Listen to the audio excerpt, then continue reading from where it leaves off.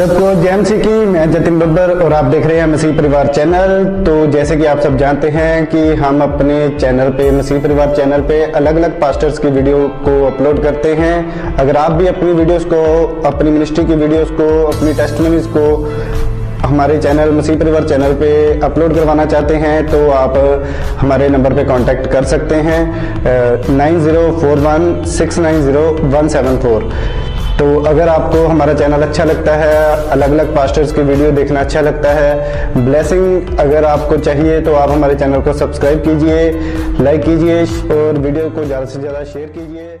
सब उठाकर कि खुदावन आज जब वचन मुझे मिले मैं उसे सीरियसली लूं, उस पर अमल लाऊं और फलों को लेके आऊं। प्रभु यीशु मसीह के सामर्थी नाम में हम मांगते हैं।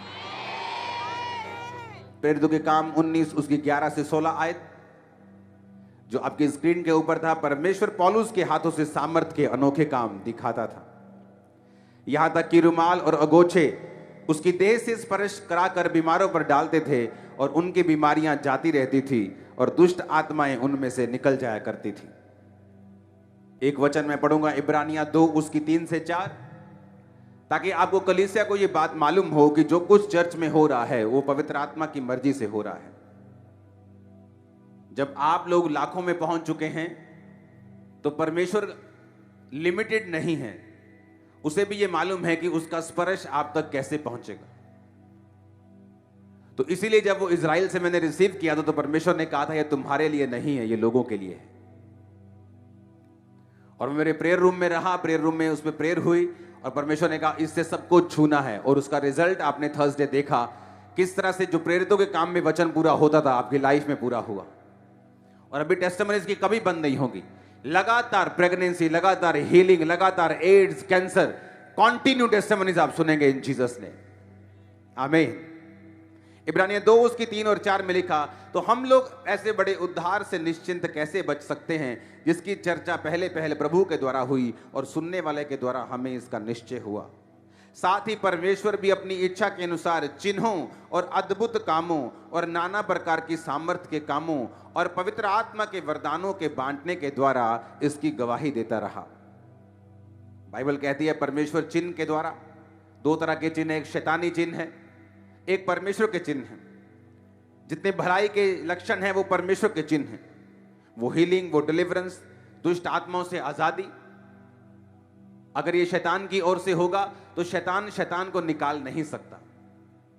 और जब दुष्ट आत्माएं निकलती हैं, जब आप उनको छूते हैं, आज लोग टेस्टिमनीज दे रहे थे थर्सडे कि जब ये मुझ पे टच हुआ तो 15 साल से डिप्रेशन की स्पिरिट मुझे टॉर्मेंट कर रही थी, लेकिन जब ये मुझे छुआ गया मुझे ऐसा हल्का महसूस हुआ और वो दुष्ट आत्मा मुझे छोड़ के गई। मुझे मालूम है मैं पूरी तरह से फ्री हो चुका हूं।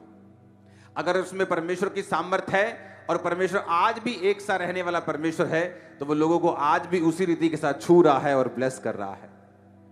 और बाइबल कहती है परमेश्वर चिन्हों के द्वारा, अद्भुत कामों के द्वारा, जो इस चर्च का नाम है the church of science and wonders, जो इस वर्ष से लिया गया है कि परमेश्वर अपनी इच्छा के अनुसार चिन्हों और अद्भुत कामों और नाना प्रकार की सामर्थ्य के कामों और पवित्र आत्मा के वरदानों के बांटने के द्वारा इसकी गवाही देता रहा। परमेश्वर इसकी गवाही देता रहा। बाइबल कहती है जो पौलुस के हाथों से, जो पतरस के हाथों से परमेश्वर कार्य करता था, परमेश्वर उनके सुसमाचार के ऊपर मोहर लगाता था जब मिरेकल्स होते थे कि जो ये बोल रहे हैं ये मेरी ओर से बोल रहे हैं, अपनी ओर से नहीं बोल रहे। मेरा बिलीव है जो पवित्र आत्मा आपके बीच में कर रहा है आप उसे एक्सेप्ट करेंगे, आप उसको एम्ब्रेस करेंगे, आप उसके साथ हग करेंगे, आप उसको एक्सेप्ट करेंगे और अपनी बरकत का कारण आप खुद होंगे। आने वाले समय में परमेश्वर मुझे दिखा रहा है आप लोगों की लाइफ में एक इतनी बड़ी और स्ट्रॉन्ग टेस्टिमनीज आपकी लाइफ में बनने के लिए तैयार है। मैं आपको बता रहा हूं प्रोफेटिकली, मैं आपको विश्वास के शब्द नहीं दे रहा हूं या मैं आपको जस्ट विश्वास से नहीं बातें बोल रहा हूं। कुछ चीजें हम विश्वास से बोलते हैं कि आपकी लाइफ में ऐसा हो ऐसा हो, कुछ चीजें प्रोफेटिकली होती हैं जो आपकी लाइफ में बोली जाती हैं। और मैं आपकी लाइफ में आपको प्रोफेटिकली बता रहा हूं कि बिगेस्ट टेस्टिमनीज आपकी लाइफ में आ रही है। आप स्ट्रांग होंगे, फ्यूचर बहुत स्ट्रांग, वेरी स्ट्रांग। आपकी स्पिरिचुअल लाइफ, आपका फाइनेंस, आपकी फैमिली लाइफ, आप बहुत स्ट्रांग होने वाले हैं। परमेश्वर आपको उठा के खड़ा करके स्ट्रांग करके गवाहियों के साथ वो लेके आने वाला। हालेलुया, जोर से बोलो हालेलुया। ये परमेश्वर का प्लान है आप लोगों की लाइफ के लिए। वो आपको फिजिकली, फाइनेंशियली, हर तरफ से वो छूना चाहता है, बरकत देना चाहता है। परमेश्वर ने अब्राहम को कहा था कि मैं दुनियावी और आत्मिक सब प्रकार की आशीषें तुम्हें दूंगा। जब परमेश्वर आपको अपने पास बुलाता है तो सिर्फ आत्मिक आशीषों के लिए नहीं बुलाता। आत्मिक आशीषों का स्थान शारीरिक आशीषों से हमेशा ऊपर है, था और रहेगा। लेकिन परमेश्वर आपको शारीरिक आशीषें देने के लिए भी बुलाता है, क्योंकि वो वायदा उसने अब्राहम के साथ किया था। इसलिए परमेश्वर का वचन कहता है जो धन यहोवा की ओर से मिलता है उसके साथ वो दुखों को नहीं मिलाता। इसका मतलब है परमेश्वर भी आपको धन देता है। बाइबल कहती है भली पत्नी यहोवा की ओर से, इसका मतलब परमेश्वर परिवार भी आपको देता है। बाइबल कहती है धर्मी का वंश बचाया जाएगा, इसका मतलब जो अच्छा वंश है वो परमेश्वर की ओर से है। बाइबल कहती है हर एक उत्तम और भली चीज जो है वो परमेश्वर की ओर से है। इसका मतलब परमेश्वर आपको दुनियावी, आत्मिक हर तरह की आशीष को वो आपको देना चाहता है। वो चाहता है उसके बच्चे हर तरह की आशीष से भरे हुए हों, हर तरह के आत्मिक हथियार से इक्विप्ड हों। ऊंची आवाज में हालेलुया बोलो। आज किन लोगों की लाइफ में परमेश्वर काम कर रहा है जल्दी? आज कौन से वो लोग हैं जो अपनी लाइफ में फटाफट ब्लेसिंग्स को ले रहे हैं और परमेश्वर के कामों को कर पा रहे हैं? ऐसा मैं क्या करूं कि परमेश्वर से आशीष को पाऊं? मैं ऐसा क्या करूं कि परमेश्वर मुझे बरकत दे, मेरे रास्तों को साफ करे, मेरी फैमिली में बरकत दे, मेरे बंद रास्तों को खोले। मेरा वीजा नहीं आ रहा, 7 साल से मैं ट्राई कर रहा हूं, मेरी लाइफ ब्लॉक हो चुकी है, मेरा फाइनेंस ब्लॉक हो चुका है। मैं ऐसा क्या करूं कि परमेश्वर मुझे आशीष दे? मैं ऐसा क्या करूं कि परमेश्वर मेरी प्रार्थनाओं को सुने? बाइबल कहती है उसने प्रेरितों को ठहराया चिन्ह और चमत्कारों के लिए, सामर्थ के अनोखे कामों को दिखाने के लिए, ताकि परमेश्वर अपनी गवाही आपको दे सके और बता सके कि वो जीवित परमेश्वर है। लेकिन उसका मकसद क्या चिन्ह और चमत्कार करना है सिर्फ? क्या उसका मकसद सिर्फ हीलिंग करना है? कि परमेश्वर का मकसद कुछ और है, और ये सिर्फ आपको ये दिखाने के लिए है कि परमेश्वर जीवित परमेश्वर है, क्योंकि वही हमारी समस्याओं का हल कर सकता है, वही रियल परमेश्वर है। लेकिन उसका एक और मकसद है आपकी लाइफ के लिए। वो मकसद है रूहों को बचाना, सोल सेविंग करना। जो विश्वासी सोल सेविंग में हैं, जिन विश्वासियों ने अपनी जिंदगी, अपना फाइनेंस, अपना परिवार, अपनी लाइफ, अपना टाइम परमेश्वर के कामों के लिए और सोल्स को बचाने के लिए और रूहों को बचाने के लिए डेडिकेट किया हुआ है, आप देखेंगे परमेश्वर उनकी लाइफ में जल्दी और ज्यादा काम करता है। वो परिवार जो सोल सेविंग के साथ जुड़े हुए हैं, जो सुसमाचार के काम के साथ जुड़े हुए हैं, जो लोगों को परमेश्वर के बारे में बताते हैं, जिस जगह आप काम करते हैं, अगर आप सोल सेविंग के साथ जुड़े हुए हैं और परमेश्वर के नाम का प्रचार करने के लिए आप तैयार हैं और डेडिकेटेड हैं और करते हैं, उस स्थान के ऊपर फिर आप गर्लफ्रेंड और बॉयफ्रेंड के चक्करों में नहीं फंसते, क्योंकि आपको मालूम है आपकी गवाही खराब हो जाएगी। जिस जगह आप जॉब करते हैं, अगर वही शाम को उन्हीं स्टाफ के साथ आप दारू पीते हैं, तो सुबह उठ के आप जीसस क्राइस्ट के नाम के बारे में उनको किस मुंह से बताएंगे? आप और उनका स्टाफ सेम वही चोरी करता है जो उनका स्टाफ करता है, दूसरा स्टाफ करता है, तो आप फिर जीसस क्राइस्ट की सोल सेविंग में नहीं हैं, क्योंकि आपकी गवाही खराब हो चुकी है। जो लोग इसे पर्सनली लेते हैं कि अगर मैं ऐसा काम करूंगा तो मैं सोल सेविंग के बिजनेस से बाहर हो गया हूं, मैं परमेश्वर के मेन मकसद से बाहर हो गया हूं, अगर मैं इन्हीं के सामने गलत काम करूंगा तो मेरी गवाही खराब हो गई। जब मेरी गवाही खराब हो गई, फिर परमेश्वर के सामने मैं लोगों के सामने प्रचारक हो सकता हूं, लोगों के सामने पर्चे बांटने वाला सुसमाचार प्रचारक हो सकता हूं, बोलने वाला बताने वाला हो सकता हूं, लेकिन क्या मैं परमेश्वर के सामने सुसमाचार प्रचारक हूं? क्या मैं परमेश्वर के सामने वर्शिपर हूं? क्या मैं परमेश्वर के सामने सिंगर हूं? क्या मैं उसके सामने प्रेरित हूं या पास्टर हूं? बात तो उसके सामने निर्भर करती है, क्योंकि आशीष तो यहोवा की ओर से आएगी। ज्योतियों का पिता तो वही है ना, वही तो आशीष भेजेगा। अगर वो ब्लॉक कर देगा, दुनिया की कोई ताकत तुम्हें आशीष नहीं दे सकती। प्रेसिडेंट की लड़की बनाई हुई, उसने एक लड़की को उसने अपनी बेटी बनाया हुआ था। वो बार बार अमेरिका का वीजा लगाती और रिजेक्ट कर देते थे वीजा उसका। वो प्रेसिडेंट ने चिट्ठी लिखी खुद कि इस लड़की, ये मेरी लड़की है, इसको वीजा दिया जाए। अब इमेजिन करो, अमेरिका के प्रेसिडेंट ने चिट्ठी लिखी, नाइजीरिया के प्रेसिडेंट ने एम्बेसी को चिट्ठी लिखी, उस लड़की का वीजा फिर रिजेक्ट हो गया। कारण क्या निकला? कारण निकला स्पिरिचुअल। वो लड़की परमेश्वर की आत्मिक चीजों से दूर थी और उसकी जो माता थी वो शायद सौतेली थी और हमेशा उस पर जादू टोना करती थी और बोलती थी कि तू कभी बाहर की शक्ल नहीं देखेगी, तू इसी नाइजीरिया में, इसी अफ्रीकन कंट्री में मर जाएगी। जब स्पिरिचुअली आप बंध जाते हैं तो कोई दुनिया का बड़ा बंदा आपको छुड़ा नहीं सकता, कोई पैसे की अमाउंट आपको छुड़ा नहीं सकती, सिर्फ परमेश्वर ही आपको छुड़ा सकता है अगर वो आपके साथ है तो अगर परमेश्वर ही हमसे हमारे खिलाफ है, अगर उसी के हम साथ नहीं हैं, तो फिर हमें छुड़ाने वाला कौन है? यदि यहोवा ही हमारे ओर नहीं है तो फिर शैतान को खुली छुट्टी है, एनिमी को खुली छुट्टी है, वो आपकी लाइफ में काम करेगा। तो क्या हम परमेश्वर के सामने सोल सेविंग वाले हैं?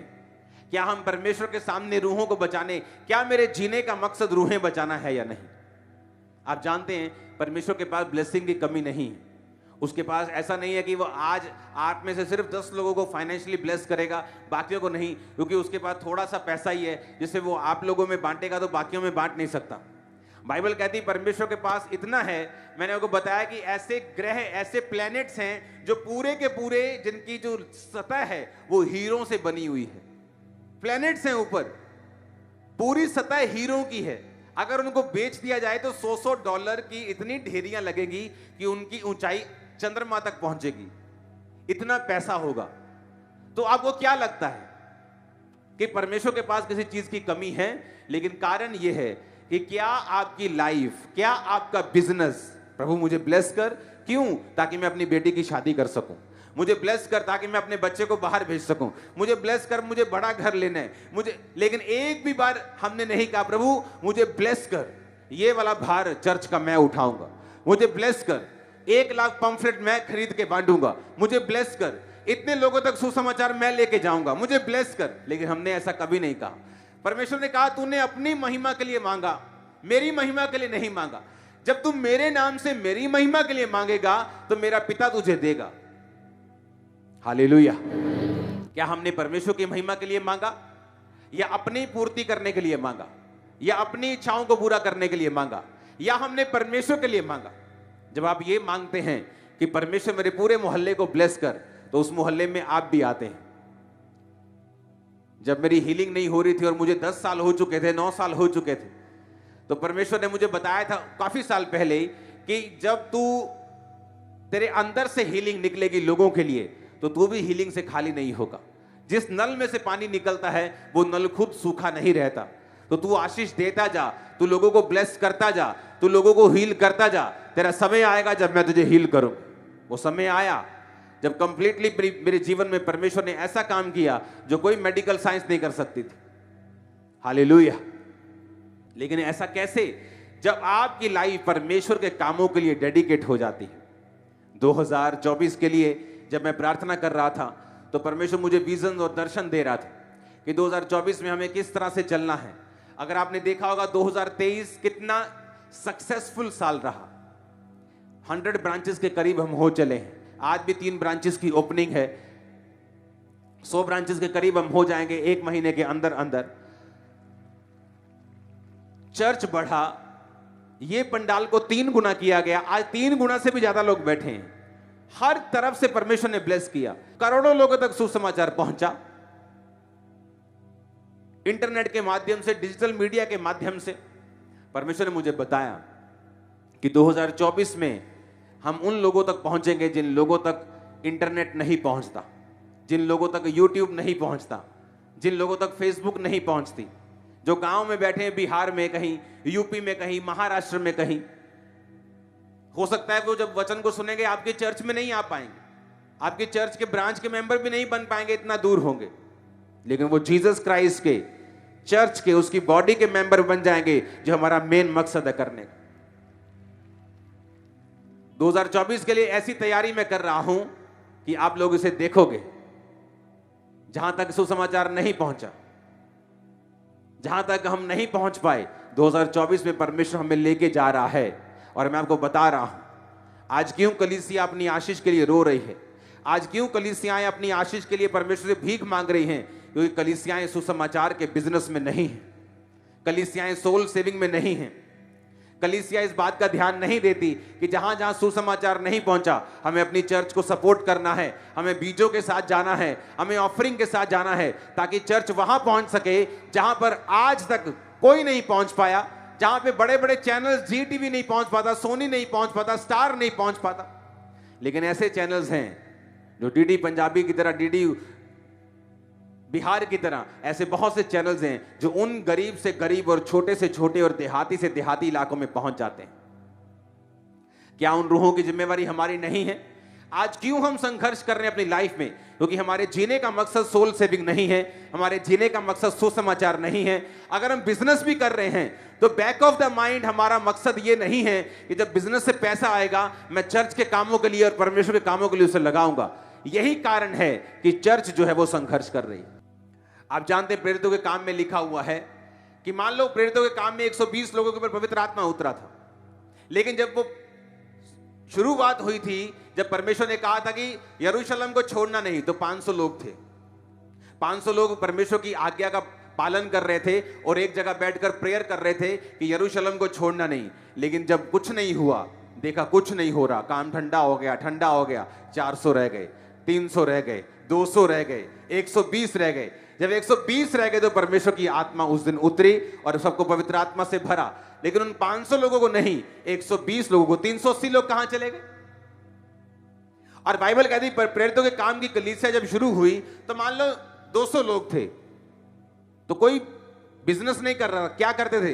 बाइबल कहती थी कि एक बंदा अपनी प्रॉपर्टी को बेचता था, प्रेरितों के पांव में पैसे रखता था, वो चर्च के सारे काम होते थे।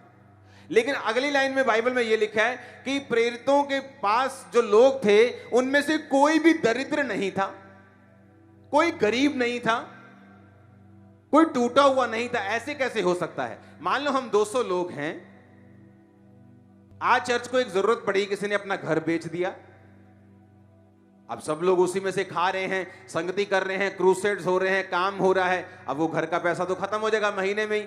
अब दूसरा घर बिक गया, दूसरे बंदे का, तीसरे का बिक गया, चौथे का बिक गया। ऐसे तो सब गरीबों की कलीसिया हो जाएगी, भूखे नंगों की कलीसिया हो जाएगी कि सारों के घर बिक गए, सारे भूखे नंगे सभी इकट्ठे हो गए अब। लेकिन परमेश्वर तो ऐसा नहीं कहता, वो कहता कि उसमें कोई भी दरिद्र नहीं था। क्यों? क्योंकि जब वो अपना घर बेचकर चर्च में लाते थे, परमेश्वर उनको 4 घरों के साथ ब्लेस करता था। जब वो एक रास्ता परमेश्वर के लिए ओपन करते थे, परमेश्वर 4 रास्तों से उनको ब्लेस करता था। और इसीलिए वचन कहता है उनमें से कोई भी दरिद्र नहीं था, क्योंकि वो परमेश्वर के घर में पैसा लाते जा रहे थे और परमेश्वर उस पैसे में बरकत देकर जब काम होते थे। आज जब बड़ी मीटिंग में कोई सुसमाचार के साथ पहुंचे, वो कहां से आया सुसमाचार? वो आपके बोने से आया। किसी ने पंफलेट पढ़ा, पोस्टर पढ़ा, वो कहां से आया? वो आपके पैसों से आया। जब परमेश्वर देखता है कि आज एक नया व्यक्ति आया है और उसने तौबा कर ली है, 1 महीने में बपतिस्मा ले लिया, तो किसके पैसों से हुआ? जो परमेश्वर आपकी इन्वॉल्वमेंट देखता है, आपका पैसा, आपकी प्रेयर, आपका जाना, आपका सुसमाचार देखता है, वो आपको बरकत देता है। मैं आपको सही कह रहा हूं। लेकिन जब वो देखता है कि आपका सोल सेविंग में कोई काम नहीं, आप ना तो सुसमाचार प्रचार करते हैं, ना तो चर्च को फाइनेंशियली सपोर्ट करते हैं, जब वो देखता है कि जो मेजर काम आपका है दुनिया का, जो सबसे प्राइम काम है आपका, रूहों को बचाना, जब आप उस काम में नहीं हैं, आपकी बरकतें पीछे रहती हैं, बंधन पड़े रहते हैं, वो टूटते नहीं, वो चीजें हल नहीं होती, वो फैमिली की सिचुएशन, वो मैरिज की सिचुएशन, वो बच्चों की सिचुएशन हल नहीं होती, क्योंकि आप एक एक्टिव मेंबर नहीं है सोल सेविंग में। ना तो आपका फाइनेंस काम आ रहा है परमेश्वर के, ना तो आपका आना, ना आपका जाना, ना आप सुसमाचार के लिए निकलते हैं, ना आप पंफलेट बांटने के लिए निकलते हैं, ना आप लोगों को गवाही देने के लिए निकलते हैं, ना आप ऑफरिंग देने के लिए निकलते हैं। इसीलिए कलीसिया संघर्ष करती है, क्योंकि वो परमेश्वर का मेन मकसद भूल गई है, जो खुदावंद ने क्रूस पर अपनी जान दी और कहा, अब जाओ और सब जातियों के लोगों को चेला बनाओ, उन्हें बाप बेटा पवित्र आत्मा के नाम में बपतिस्मा दो, सब बातें उन्हें मानना सिखाओ जो शुरू से लेकर अंत तक मैंने तुम्हें बताई हैं। हालेलुया, ऊंची आवाज से बोलो हालेलुया। आज कलीसिया इसीलिए संघर्ष करती है। आप लोग बहुत ब्लेसिंग में हो, मैं आपको पता है, आपको मालूम है, आप डिलीवरेंस भी जल्दी ले लेते हो, हीलिंग भी जल्दी ले लेते हो। रीजन क्या है? क्योंकि लोगों ने खामरा कलीसिया से सीखा है, उन्होंने आपसे सीखा है बोना कैसे है, पौलुस एक कलीसिया में गया और उसने कहा कि जब तुम बोते हो तो दूसरे लोग उत्साहित होते हैं। आज से कुछ साल पहले जब टेंट चर्च का नाम होता था कि टेंट में लगती है चर्च, तो वो टेंट चर्च को चर्च ही नहीं मानते थे। बोलते ये भी कोई चर्च होता है, ये कोई चर्च थोड़ी है, ये तो टेम्परेरी कुछ है, टेम्परेरी, अभी 1-2-3 साल में निकल जाएगा। टेंट ऐसे ही लगा, ऐसे ही उखड़ जाएगा। लेकिन आज हर एक मेगा चर्च टेंट में, पंजाब की हर चर्च ने फॉलो किया, टेंट में जाना है, हमें भी टेंट में करनी। पहले क्या होता था, 10 मरले जगह लो, उसे बनाओ, छत डालो तो 400 लोग एंटर करेंगे, पास्टर की 20-25 साल की जिंदगी निकल जाती थी, तो रूहें इतनी सी बचती थी। जब मैं खड़ा हुआ, मैंने कहा मुझे चर्च भवन अभी नहीं बनाना, जब तक एक फैलाव तक, एक नंबर तक मैं नहीं पहुंच जाता हूं, एक इतना फैलाव, इतने लाखों तक मैं नहीं पहुंच जाता हूं, तब तक मैं अपने आप को बाउंड नहीं करूंगा, जब तक मैं अनलिमिटेड एक लेवल तक नहीं पहुंचता जहां से मैं जितना मर्जी बढ़ सकूं। डिस्कंफर्ट हुआ, जो पास्टर्स कहीं लेना नहीं चाहते। आपकी ऑफरिंग में मेरा घर नहीं चलता, आपको मालूम है मेरा अपना बिजनेस है, उससे मेरा घर चलता है। आप जो बोते हैं वो काम में जाता है, इसीलिए आपका 100% जो आप बोते हैं वो खुदा के कामों में जाता गया, और आज कलीसिया यहां पे पहुंच चुकी है कि हम 100 ब्रांचेस के करीब हैं, 100 चर्चेस, ये आम बात नहीं। और बड़ी बड़ी चर्चेस, इफेक्टिव चर्चेस जो काम कर रही हैं, सुसमाचार दे रही हैं। हालेलुया। जब एक विश्वासी की जिंदगी सुसमाचार के लिए डेडिकेट होगी, आप बरकत को पाएंगे, आप आशीष को पाएंगे। जब परमेश्वर आपके बिजनेस को, आपके फाइनेंस को, आपकी लाइफ को, ताकत को, आपके गिफ्ट को, जब अपनी सोल और रूहों को बचाने के काम में देखेगा, वो आपको बरकत देगा, बंधनों को तोड़ेगा। आप जाके देख लो उन चर्चों में जहां पे सुसमाचार का काम नहीं होता, लोग सोल सेविंग में नहीं है, जस्ट संडे के संडे जाते क्योंकि वो क्रिश्चियन है, जस्ट सरमन सुनने के लिए जाते हैं, आधे घंटे का जस्ट सरमन सुन के आना है। आप जाओ और उनके घर की कंडीशंस देखो, आपको सब ब्लेस नहीं मिलेंगे। ऐसे बॉन्डेजेस, ऐसे बंधन मिलेंगे जो अन्य जातियों के घर में भी नहीं है। ऐसे कर्ज काम करते हुए मिलेंगे जो अन्य जातियों के घरों में भी नहीं है, जबकि ऐसा होना नहीं चाहिए, क्योंकि कलीसिया का पहला काम है सुसमाचार को देना, लोस्ट सोल्स को, गवाची हुई रूहों को मिलना, उन्हें बचाना, उन्हें परमेश्वर के पास लेके आना। हालेलुया। मेरा मेन मकसद सुसमाचार को प्रचार करना है।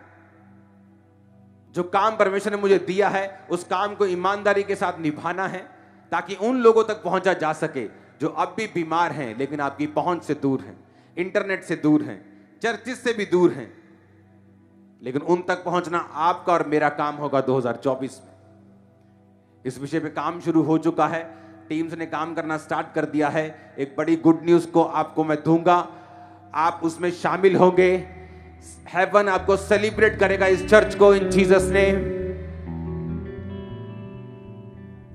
मैंने खामरा चर्च को बहुत सालों पहले बताया था कि आप जब बोते हैं ना, तो सिर्फ यही मत सोचिए कि आप फाइनेंशियली ब्लेस्ड होंगे, क्योंकि आपके बोने से हजारों कलीसियाएं खड़ी हो जाएंगी जिनको मालूम होगा कि अगर हम सच्चाई के साथ काम करेंगे, ईमानदारी के साथ परमेश्वर का काम करेंगे, तो परमेश्वर बोने वाले लोग भी देगा, वो कलीसिया भी बनाएगा, बड़े बड़े काम भी होंगे, सुसमाचार का काम भी होगा, रूहें भी बचाई जाएंगी।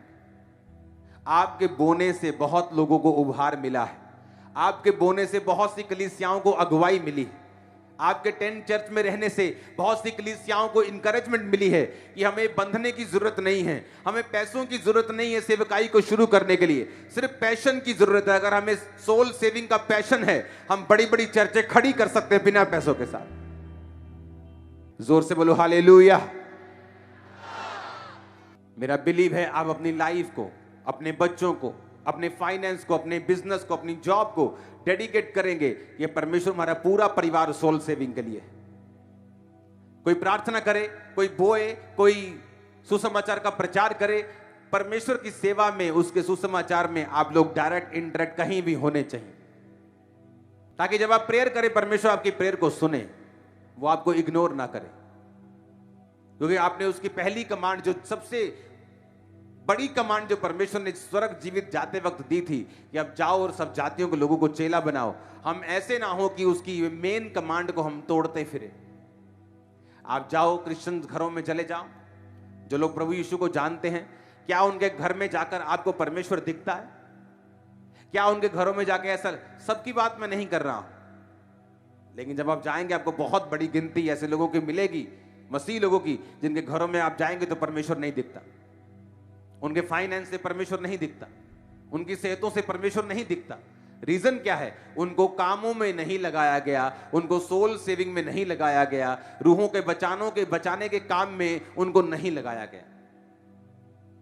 दूसरा कुरिन्थियों 9 उसकी 8 आयत में लिखा है, परमेश्वर सब प्रकार का अनुग्रह तुम्हें बहुतायत से दे सकता है, जिससे हर बात में हर समय सब कुछ जो तुम्हें आवश्यक हो तुम्हारे पास रहे, और हर एक भले काम के लिए तुम्हारे पास सब कुछ हो। परमेश्वर चाहता है हर एक भले काम के लिए तुम्हारे पास सब कुछ हो। कौन सा भला काम? लोगों को बचाना, परमेश्वर तक उन्हें लेके आना, सुसमाचार का प्रचार करना, एक गरीब को उठाना, उसे परमेश्वर के करीब लेके आना। परमेश्वर कहता है तुम्हारे पास भले काम के लिए सब कुछ हो। तुम्हारी ऐश परस्ती के लिए वो नहीं कह रहा, लेकिन भले कामों के लिए कह रहा है। आप जानते हैं कलीसिया में ब्लेसिंग कब आती है? ये बहुत बड़ा एक सीक्रेट है जो आपको मालूम होना चाहिए। कोई भी कलीसिया अपनी प्रेयर से ब्लेस नहीं होती, याद रखना। कलीसिया तब ब्लेस होती है, और अगुवा क्यों खड़ा होता है मैं आपको यह भी बताता हूं। अगुवे का काम क्या है? सिर्फ प्रीच करना नहीं, उसका काम है जो परमेश्वर इस एरिया के लिए प्लानिंग रखता है, उस प्लानिंग को बाय प्रेयर समझना। परमेश्वर मैनेजमेंट का परमेश्वर है। वो मूसा से बात करता था, मूसा हारून से बात करता था, हारून राजा से बात करता था, या हारून लोगों से बात करता था। ऐसा नहीं था कि सब आगे बोले मूसा मूसा, प्रभु ने मेरे नाम निकाल के दिया, प्रभु ने मुझसे भी कुछ कहा है, सुन ले मूसा, मैं भविष्यवाणी कर रहा हूं। ये बेवकूफियां आजकल के लोग कर सकते हैं, क्योंकि परमेश्वर ऐसा नहीं करता। वो मूसा से बात करता था। एक सेवक का काम है परमेश्वर के प्लान को समझना, कि परमेश्वर क्या चाहता है, उसके बाद उस प्लान को चर्च को बताना। और आपको मालूम है, जो चर्च का बिलीवर उस प्लान में परमेश्वर के दास के साथ, खुदा के साथ खड़ा होगा, वो ब्लेस होगा। ये एक लौता कारण है आपकी ब्लेसिंग का। चाहे किसी को ये नहीं मालूम कि वो परमेश्वर के दास और चर्च के साथ खड़ा है, लेकिन उसके काम ऐसे हैं कि वो खड़ा है। कैसे? वो अपनी ऑफरिंग्स को बो रहा है, बीजों का अनाउंस होता है वो बो रहा है, सुसमाचार देने जाना है वो आ रहा है, प्रेयर करने आना है वो प्रेयर करने के लिए आ रहा है, घर पे प्रेयर कर रहा है। चाहे वो उसे मालूम नहीं है कि वो परमेश्वर के प्लान के साथ खड़ा है, पर वो खड़ा है इंटेंशनली, इनइंटेंशनली, कि वो जानबूझ के या समझबूझ के वो खड़ा है। कितने मेरी बात को समझ रहे हैं? एक ही कारण से प्रभु आपको ब्लेस करेगा, मैं आपको बता रहा हूं। जिसने ये कारण नहीं समझा उसकी ब्लेसिंग कभी परमानेंट नहीं। आप देखेंगे आज कुछ हो गया, कल को फिर ब्लेसिंग चली गई, आज हीलिंग, कल फिर बीमारी, आज ये हीलिंग मिल गई, कल को और कुछ चिंबड़ गया, ये उतरा वो खत्म, ये आया ये गया, ये चलेगा उनकी लाइफ में। क्यों? वो समझे नहीं बात क्या है। चर्च में हीलिंग मिरेकल्स, चर्च में अद्भुत काम इसलिए हैं कि अब आप ये समझ पाएं कि आपने दुनिया घूम ली है, 16-17 डॉक्टर घूम लिए हैं, 5-7 बच्चे मरते हुए देख लिए हैं, IVF सब कुछ हो गया आपकी लाइफ में, सब सुसाइड, सारे ड्रामे हो गए हैं शैतान के। अब परमेश्वर ने टच किया, आपको मालूम है ये जीवित परमेश्वर है। आगे क्या? अब आगे क्या? बेबी तो हो गया, अब आगे क्या? आगे ये है कि अब तुम समझो कि परमेश्वर की योजना क्या है। वो किसको बताएगा? परमेश्वर अपने दास को। आप जब शमूएल नबी को देखते हैं, आप जानते हैं कि जब शाऊल उसे ढूंढता हुआ जा रहा था तो उसने कहा परमेश्वर का दास कहां रहता है? उसने ये नहीं पूछा कौन सा दास उसने कहा मैं ही हूं, आजा। जब परमेश्वर अपने रियल लोग खड़े करता है वो कभी ज्यादा नहीं होते एक एरिया में। मैं आपको राइट बता रहा हूं, एक्यूरेटली बता रहा हूं, वो कभी भीड़ नहीं होती। उसने ये नहीं कहा कौन सा वाला दास पूछ रहा है तू, उसने कहा मैं परमेश्वर का दास नबी यही रहता है? उसने कहा, उसने ये नहीं कहा कौन सा, उसने कहा हाँ आजा। जब परमेश्वर लोगों को खड़े करता है, वो एक व्यक्ति को खड़ा करता है और उसे दर्शन बताता है। जब उस दर्शन को पब्लिक समझ लेती है, कलीसिया समझ लेती है और उसमें कंट्रीब्यूट करना शुरू करती है, देखना कैसे शैतान भागता है आपके घरों से। देखना कैसे भागता है, बंधन कैसे टूटते हैं, कैसे आपकी लाइफ इजी होती है जब आप इस बात को समझते हैं। परमेश्वर अपने दास को दर्शन देता है, कलीसिया उस दर्शन को समझती है और काम करती है, फिर बाकी कलीसियाएं उसको फॉलो करती हैं कि हाँ ये विजन, ये दर्शन है, ओके हमें भी ये फॉलो करना है, हमें भी एग्जैक्ट करना है, क्योंकि रिजल्ट आ रहा है, परमेश्वर इसके साथ।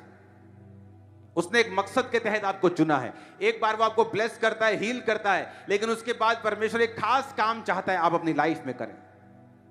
आप क्या करेंगे? आज से आप प्रेयर करनी स्टार्ट करेंगे, आप अपने बीजों को जमा करना शुरू करेंगे। जब आपको अगले संडे, उससे अगले संडे बताया जाएगा, आप उनको बोना शुरू करेंगे। पूरा 2024 आप प्रेयर्स में जाना शुरू करेंगे, सुसमाचार के लिए ज्यादा समय निकालना शुरू करेंगे। आपको बताया जाएगा 31 दिसंबर तक कि किस तरह से हमने अपने आप को स्पिरिचुअली रेडी करना है ताकि हम बरकत पाएं, हमारी लाइफ के बंधन टूटे। अदरवाइज मैं आपको बता रहा हूं, आप पे 500 प्रोफेसियां हो जाएंगी, आप कभी बरकत नहीं पाएंगे। आप लगातार आमीन बोलते रहेंगे, लेकिन लाइफ के बंधन नहीं टूटेंगे जब तक प्रैक्टिकली कर्मों से हम परमेश्वर के कामों को नहीं करेंगे। मैं सच कह रहा हूं आप।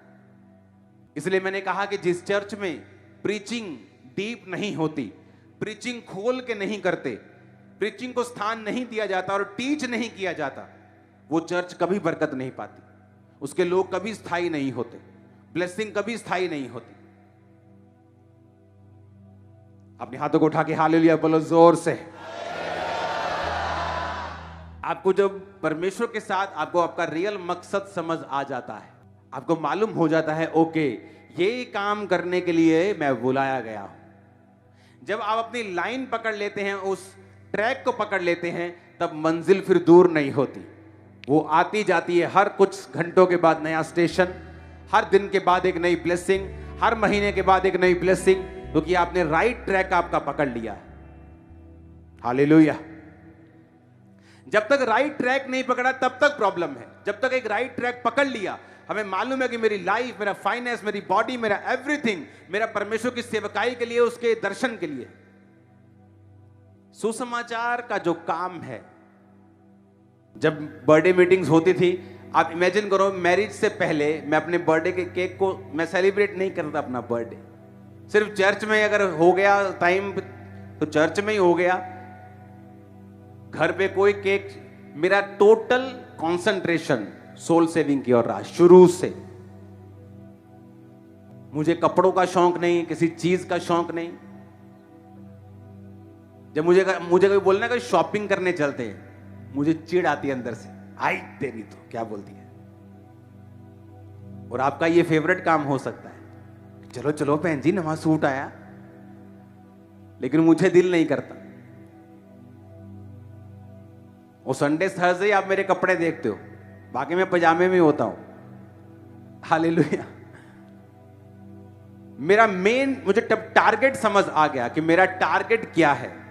मेरा सारा ध्यान, मेरी कंसंट्रेशन, मेरी फायर, मेरी पावर, एवरीथिंग मेरा उधर है। आपने मुझे थर्सडे और संडे के अलावा अपने घर से बाहर कभी नहीं देखा होगा। आप करके दिखाओ। उसी घर में आपको रहना है हर रोज, आप नहीं कर पाएंगे। लेकिन जब आपका मकसद बड़ा हो जाएगा कि सुसमाचार, आपको बैठना है, आपको प्रेयर करनी है, आपको प्लान करना है, आपको बिल्ड करना है, आपको सिस्टम बनाना है, आप आराम से कर लोगे। लोग दुखी हो गए कोविड में, हाय यार करो निकलिए, और मुझे कोई फर्क नहीं था क्योंकि मैं रहता ही, मेरा लाइफस्टाइल ही वही था, रहना ही घर में है, तो मुझे कोई फर्क नहीं पड़ा। बल्कि कोविड में अपने घर से मैं ज्यादा निकला हूं, क्योंकि आप लोगों की हेल्प करने के लिए, राशन बांटने के लिए हमें रोज घर से निकलना पड़ता था।